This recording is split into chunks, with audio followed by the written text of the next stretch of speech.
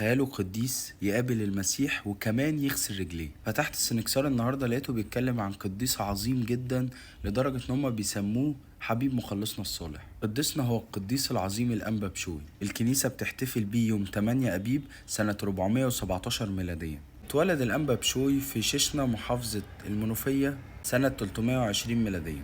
كان عنده 5 اخوات ولاد اتنيح ابوهم وربتهم والدتهم.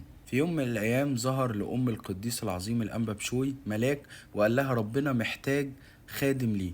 فقالت له ربنا ياخد اللي هو عايزه، الاولاد موجودة وربنا يختار. فمد ايده الملاك واختار القديس العظيم الانبا بشوي، بالرغم انه كان رفيع جدا ونحيف جدا لدرجة ان الام استغربت، ده رفيع جدا ليه ربنا ياخده؟ فرد عليها الملاك وقال لها ان قوة ربنا بتظهر في الضعف. لما كبر قديسنا وبقى عنده 20 سنة راح اتلمذ على ايد الانبا بموة في برية شهيد. طبعا زاد قديسنا في العبادة والنسك والفضيلة، وقلبه بقى مليان بحب ربنا اكتر واكتر، لدرجة ان هو بيصلي كان بيربط شعره في السقف عشان ما ينامش.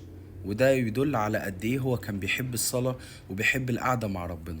سيد المسيح ظهر للقديس الأنبا بشوي مرتين. أول مرة ظهر له السيد المسيح وقال له يا مختاري بشوي السلام لك، قد نظرت تعبك وجهادك وها أنا أكون معك. رد الأنبا بشوي وقال له يا رب أنت الذي تعبت معي، أما أنا فلم أتعب البتة.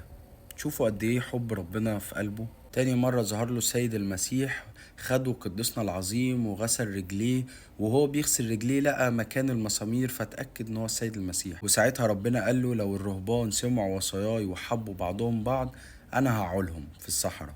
دخل على الأنبا بشوي تلميذ من تلاميذه، طلب منه الأنبا بشوي ان هو يشرب المية ديت، لكن التلميذ ما كانش راضي خالص. وبعد كده المية اختفت، وندم التلميذ لما عرف ان المية دي كانت مية سيدنا يسوع المسيح. لما الآباء عرفت القصة ديت قالوا له احنا عايزين نشوف السيد المسيح زيك يا أنبا بشوي.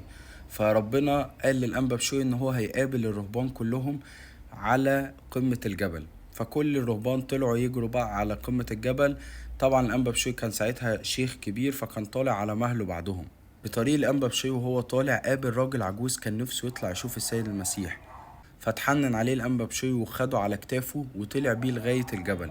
في الأول كان الحمل تقيل شوية لكن بعد كده ابتدى يخف.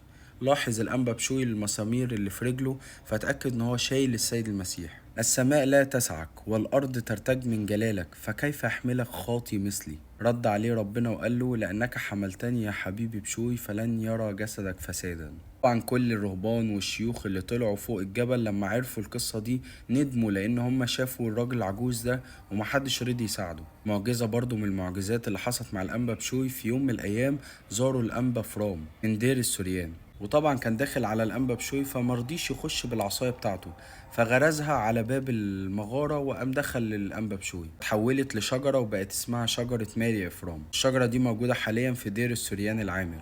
قدسنا ساب برية شهيد أثناء غارة البربر الأولى سنة 407 ميلادية، وراح لمدينة اسمها أنصنة وسكن مع الأنبا بولا الطموهي، وفضلوا مع بعض لغاية نياحتهم. لما أكمل جهاده اتنيح بسلام سنة 417 ميلادية. بركة صلوات وشفاعة القديس العظيم الأنبا بشوي تكون معانا جميعا، آمين.